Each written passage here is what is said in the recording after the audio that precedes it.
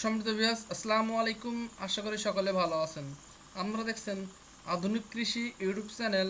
আমি মোহাম্মদ মোখলেসুর রহমান আবারও চলে আসলাম আপনাদের মাঝে নতুন একটি ভিডিও নিয়ে।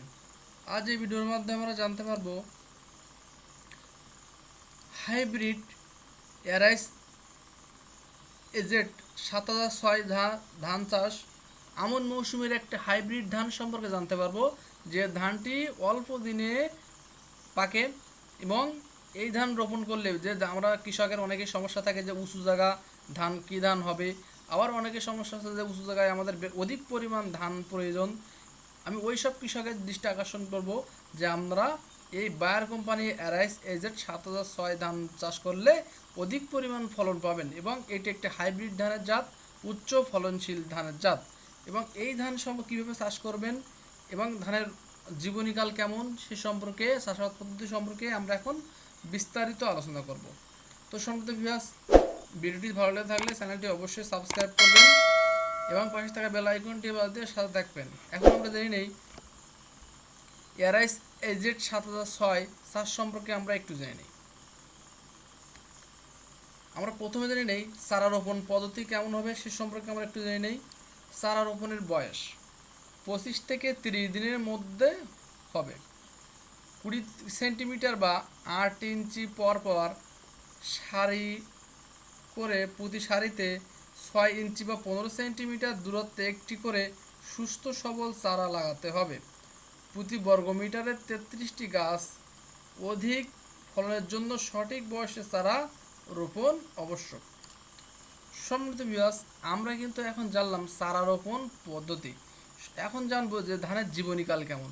আমরা সবচেয়ে ইম্পর্টেন্ট বিষয়টা হলো কি, যে আমরা এই ধানটা কেমন মাটিতে ফলন ফলাবো এবং কিভাবে ফলন ফলাবো সে সম্পর্কে এখন আমরা জানবো। আরও জানবো সার প্রয়োগ পদ্ধতি।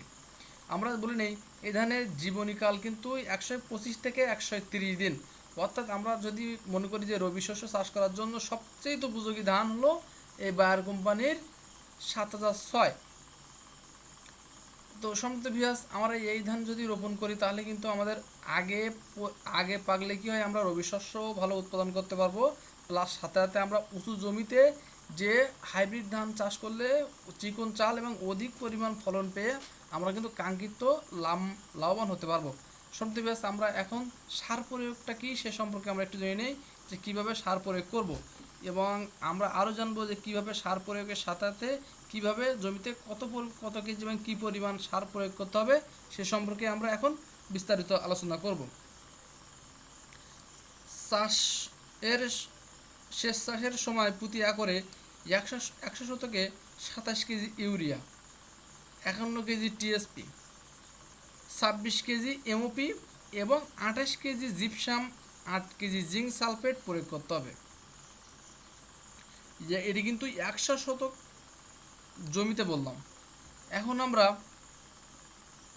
1 একর জমিতে কী পরিমাণ সার প্রয়োগ করতে হবে সেটি সম্পর্কে আমরা এখন একটু জানবো যে একরের হিসেবটা কি। অনেকে আমরা 100% বুঝি না এবং আমরা যারা 100% না বুঝি তারা আমরা একর হিসেব করি, অর্থাৎ 33 শতকে আমরা 1 বিঘা হিসেব করি, 1 একর সমান 3 বিঘা এবং 33 শতকে যে বিঘাটা হিসেব করি আমরা এই বিঘায় কী পরিমাণ সার প্রয়োগ করব, কিভাবে প্রয়োগ করব, কখন প্রয়োগ করব সেটা আমরা এখন বিস্তারিত জানব।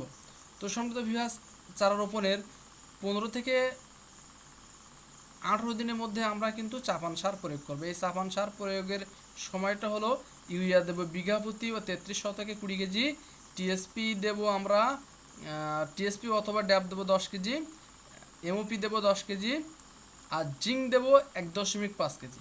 তো সম্মানিত আমাদের যদি সাথে যদি আমরা আরও একটা নিতে পারি সেটা ম্যাগনেসিয়াম গন্ধক 80% যেটা অর্থাৎ থিওবিট, সিনজেন্টা কোম্পানির থিওবিট যদি আমরা চাপান সারে প্রয়োগ করতে পারি তাহলে কিন্তু সবচাইতে উত্তম।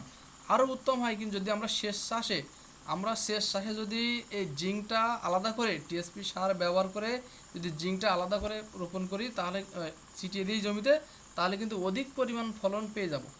তো সম্মানিত ভিউয়ার্স, আমরা এখন জানবো চারা রোপণের 27 দিন পর প্রথমবার প্রতি একরে, এই যে কথা বলছিলাম আমরা একরের হিসাবটা দেখি যে একরের হিসেব কি, প্রতি একরে 27 কেজি ইউরিয়া, 35 দিন পর 27 কেজি ইউরিয়া, আবার 17 দিন পর প্রথম কিস্তি, দ্বিতীয় কিস্তি কিন্তু ঠিক 35 দিন পর, 35 দিন পরে গিয়ে আবার 27 KG urea, 14 KG MOP potash একত্রে উপরিভাগে আমরা প্রয়োগ করব।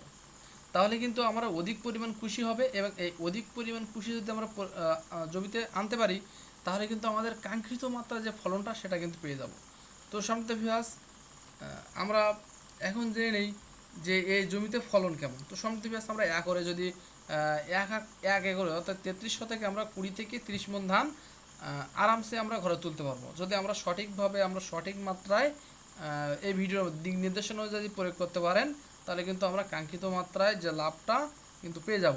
আর অনেকেই বলতে পারেন যে ভাই আমরা বিস্তারিত, অনেকেই আমার কথা বুঝি না, তারা আমার কমেন্ট সেকশানে এসএমএস করলে আমি তাদের ফোনের মাধ্যমে আমি বিস্তারিত বলে দেবো।